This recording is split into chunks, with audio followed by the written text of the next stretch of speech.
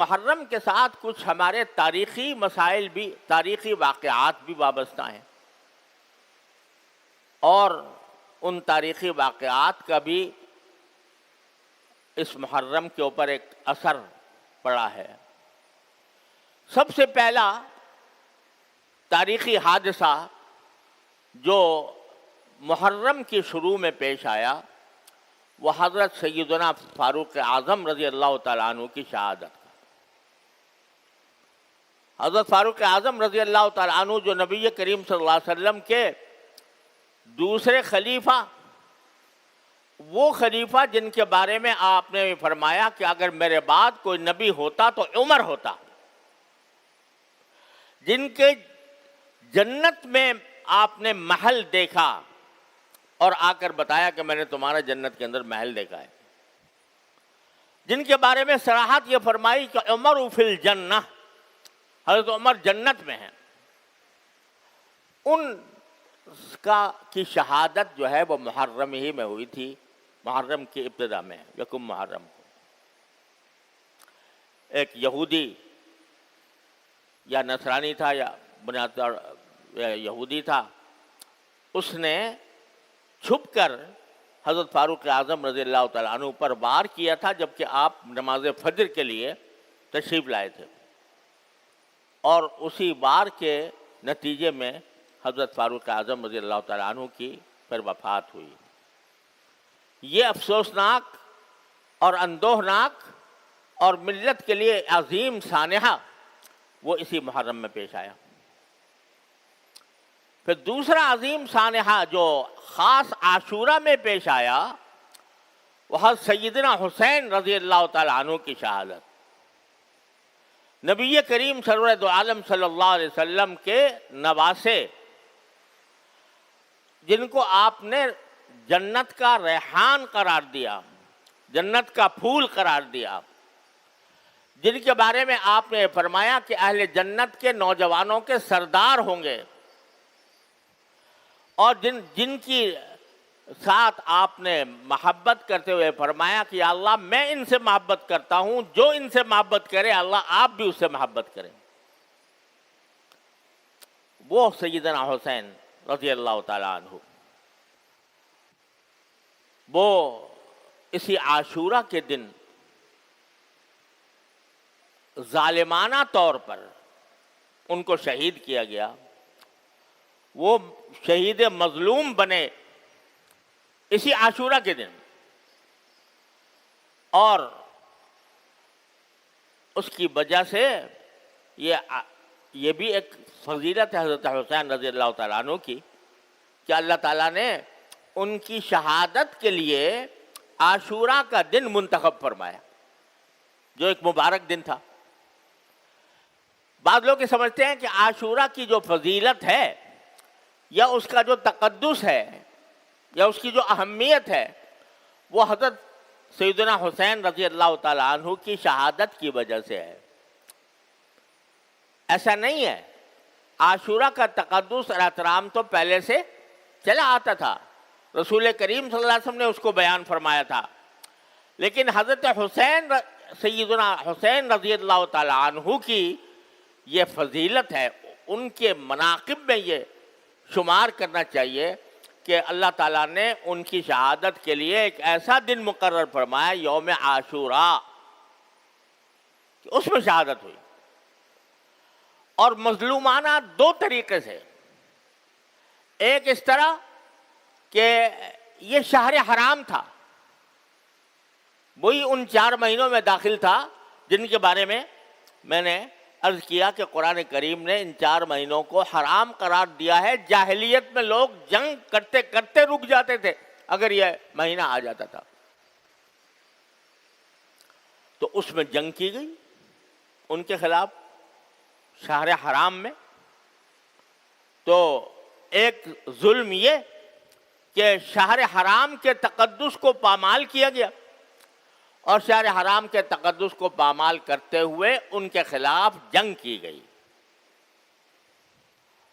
دوسرا یہ کہ ان کو ظالمانہ طور پر شہید کیا گیا۔ روایات میں یہ بات داخل ہے، تاریخی روایات سے ثابت ہوتی ہے کہ حضرت حسین رضی اللہ تعالیٰ عنہ اگرچہ اس وقت یزید کی خلافت کو تسلیم نہیں کرتے تھے، اور اس لیے نہیں کرتے تھے کہ ان کے خیال میں یزید اس لائق نہیں تھا کہ وہ اسلامی امت کا سربراہ بنے، اور ان کو کچھ منکرات شرعیہ بھی ان پر ظاہر ہوئے تھے کہ یہ منکرات شرعیہ کا ارتکاب ہو رہا ہے، تو اس کے خلاف حضرت سیدنا حسین رضی اللہ تعالیٰ عنہ نے یہ سفر کیا تھا۔ لیکن جب ان کا محاصرہ کر لیا گیا اور ان کو آگے بڑھنے سے روک دیا گیا، تو اس وقت حضرت سیدنا حسین رضی اللہ تعالیٰ عنہ نے یہ فرمایا تھا کہ میں جنگ کرنے کے لیے نہیں آیا، میں ایک اس بات پر احتجاج کرنے کے لیے آیا ہوں کہ ایک ناجائز حکمران کو حکمران بنا لیا گیا۔ لیکن یہ بھی شریعت کا چونکہ حکم ہے کہ اگر کوئی ناجائز طور پر حکمران بن جائے، اس کا اقتدار قائم ہو جائے، تو پھر اس کو مجبوری کے طور پر قبول کیا جاتا ہے جب تک کہ اس کو ہٹانے کا کوئی طریقہ ممکن نہ ہو۔ تو اس لیے بعض روایات میں یہ آتا ہے کہ انہوں نے یہ پیشکش بھی کی تھی کہ میں خود یزید سے گفتگو کرنے کے لیے تیار ہوں، لیکن اس سب کے باوجود یزید نے جس کو گورنر بنایا ہوا تھا عبید اللہ بن زیاد، وہ حضرت حسین رضی اللہ تعالیٰ عنہ سے بات چیت پر آمادہ نہیں تھا، اور اس نے جنگ ٹھان لی، اور ان اہل بیت کے اس قافلے پر اس نے حملہ کیا۔ نہ صرف حملہ کیا، دریائے فرات جو قریب بہتا تھا، دریائے فرات کا پانی ساری دنیا کو سیراب کرتا تھا، اس کا راستہ بند کر دیا تاکہ ان کو پانی نہ ملے۔ تو یہ ساری ظالمانہ حرکتیں عبید اللہ بن زیاد نے کی، اور پھر یزید نے اس کے اوپر اس کے خلاف کوئی کارروائی بھی نہیں کی۔ اس لیے حضرت حسین رضی اللہ تعالیٰ عنہ کی شہادت مظلومانہ شہادت تھی، ان کے خلاف جو کارروائی تھی وہ ظالمانہ کارروائی تھی، اور اس ظالمانہ کارروائی کی وجہ سے حضرت حسین رضی اللہ تعالیٰ عنہ کی شہادت کا وہ المناک سانحہ پیش آیا جس پر جتنا غم کا اظہار کیا جائے کم ہے۔ یہ حضرت حسین تو لیکن حضرت حسین کی شہادت ان کی منقبت ہے، ان کی فضیلت ہے کہ اللہ تبارک و تعالیٰ نے ان کے لیے، مرنا تو ہر ایک کو ہوتا ہے، لیکن ایک تو شہادت کی موت عطا فرمائی، اور شہادت کی موت بھی محرم کے عاشورہ میں 10ویں تاریخ کو مقرر فرمائی۔ تو یہ فضیلت ہے حضرت سیدنا حسین رضی اللہ تعالیٰ عنہ۔ لیکن ایک بات اور عرض کر دوں، تاریخ میں یہ مذکور ہے کہ چونکہ حضرت حسین رضی اللہ تعالیٰ عنہ کو کچھ اندازہ ہو گیا تھا کہ یہ لوگ مجھے چھوڑیں گے نہیں، تو اس وقت شہادت سے 1-2 روز پہلے انہوں نے خطبہ دیا، اور اس خطبے میں لوگوں کو جو وصیتیں کی، ان میں ایک وصیت یہ بھی ہے کہ میں اگر شہید ہو گیا تو میرے شہادت کے اوپر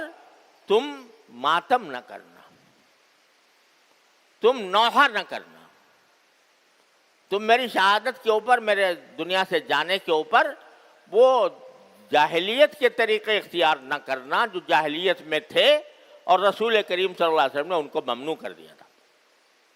جاہلیت میں جب کسی کا انتقال ہوتا تھا تو جتنا بڑا آدمی ہے اسی کے حساب سے اس پر ماتم ہوتا تھا، اس کے گریبان چاک کیے جاتے تھے، اس میں خود سر پر مٹیاں ڈالی جاتی تھیں، اور خدا جانے کیا کیا حرکتیں، اور رو رو کر نوحہ کیا جاتا تھا۔ نوحہ کے معنی ہوتے ہیں کہ رو رو کر شعر پڑھنا، اور رو رو کر مرحوم کے فضائل و مناقب بیان کرنا، یہ نوحہ ہے۔ اور نبی کریم صلی اللہ علیہ وسلم نے جاہلیت کی جن رسموں کو آپ نے مٹایا، ان میں ایک بہت بڑی رسم نوحہ کی آپ نے مٹائی، کہ نوحہ کرنا ناجائز ہے۔ تو یہ خود حضرت حسین رضی اللہ تعالیٰ عنہ خطبے میں یہ فرما رہے، ظاہر ہے کہ نواسے تھے رسول کریم صلی اللہ علیہ وسلم کے، آپ کے جگر گوشے تھے، آپ کی تعلیمات سے کیسے ذرہ برابر وہ انحراف فرما سکتے تھے؟ تو انہوں نے یہ خطبے کے اندر خود یہ وصیتیں فرمائیں۔ افسوس ہے کہ ان کی ساری وصیتوں کو پس پش ڈال کر ایسی رسمیں ایجاد کر لی گئیں کہ جس کے نتیجے میں خود نہ صرف رسول کریم صلی اللہ علیہ وسلم کے ارشادات کی نفی ہوتی ہے، خود حضرت حسین رضی اللہ تعالیٰ عنہ کی وصیت کی نفی ہوتی ہے، اور ایک پورا ایک طوفان برپا ہو جاتا ہے نوحوں کا اور ماتموں کا۔ بہرحال جو لوگ کرتے ہیں وہ جانے، ان کا کام جانے، لیکن مسلمان اہل سنت ہیں، جو نبی کریم صلی اللہ علیہ وسلم کی سنت کے تابع ہیں، جو حضرت حسین رضی اللہ تعالیٰ عنہ کی وصیتوں کے تابع ہیں، ان کو اس قسم کی مجالس میں جہاں یہ نوحہ ہوتا ہو یا جہاں ان کے حضرت حسین کی وصیتوں کے خلاف ورزی کی جاتی ہو، وہاں ایک متبع سنت مسلمان کا کوئی گزر نہیں ہونا چاہیے، وہاں اس کی شرکت نہ ہونی چاہیے، کیونکہ رسول کریم صلی اللہ علیہ وسلم کا ارشاد ہے کہ جو شخص کسی ایک مجلس میں بیٹھتا ہے، کسی بڑی مجلس میں بیٹھتا ہے، چاہے بیٹھا ہی ہو، دیکھنے کے لیے بیٹھا ہو، تو اس کا شمار اسی مجلس کے لوگوں میں ہوگا۔ لہذا جو کر رہے ہیں وہ اپنے اعمال کے خود جواب دہ ہیں، اور ہمیں ان سے تعرض اس لیے نہیں کرنا کہ ہمیں اس کا حکم نہیں دیا گیا۔ یہ بعض لوگ سمجھتے ہیں کہ یہ جو رسول کریم صلی اللہ علیہ وسلم نے فرمایا کہ اگر کوئی منکر دیکھو تو پہلے اس کو اپنے ہاتھ سے روکنے کی کوشش کرو، اگر ہاتھ سے روکنے کی استطاعت نہ ہو تو زبان سے روکو، زبان سے استطاعت نہ ہو تو دل سے اس کو برا سمجھو۔ تو اس کی تفسیر اصل میں یہ ہے کہ جو صاحب اقتدار ہے، جس کو اقتدار حاصل ہے کسی حصے پر، اس کا یہ فرض ہے کہ اگر وہ اپنے زیر اقتدار علاقے میں کوئی منکر دیکھتا ہے تو اس کو ہاتھ سے روکے، قوت سے روکے۔ مثلا ہمارا تھوڑا بہت اقتدار اس مسجد پر ہے، اس مدرسے پر ہے، یہاں اگر ہم کوئی منکر ہوتا ہوا دیکھیں تو ہمارا فرض ہے کہ اس کو قوت سے روکیں، ہاتھ سے روکیں۔ لیکن جو صاحب اقتدار نہیں، وہ اس کے لیے حکم کیا ہے کہ زبان سے اگر ضرورت ہو زبان سے روکو، اگر زبان کی بھی قدرت نہیں ہے تو پھر دل سے اس کو برا سمجھو۔ لہذا جو لوگ یہ رسمیں بجا لا رہے ہیں، نوحے کی، ماتم کی، جلوسوں کی، تعزیوں کی، جو کر رہے ہیں اس کے وہ اعمال کے خود ذمہ دار ہیں۔ ہم اس بات کے مکلف نہیں ہیں کہ ہاتھ سے جا کر ان کو روکیں یا ان سے لڑیں یا ان سے کوئی جنگ مول لیں یا ان کے اوپر حملے کریں یا ان کے ساتھ کوئی اشتعال انگیز کارروائی کریں۔ ہمارا کام یہ ہے کہ اس کو برا سمجھیں، غلط سمجھیں، لیکن پرامن رہیں۔ تو اس طرح یہ ایک اعتدال کا راستہ ہے جو شریعت نے ہمیں بتایا ہے، اسی اعتدال کے راستے پر قائم رہنے کی ضرورت ہے۔ اللہ تبارک و تعالیٰ اپنے فضل و کرم سے، اپنی رحمت سے ہمیں عاشورہ کی فضیلت کا حقدار بھی بنائے، اور اس کے تقدس اور اس کی برکات سے ہماری زندگیوں کو روشن فرمائے۔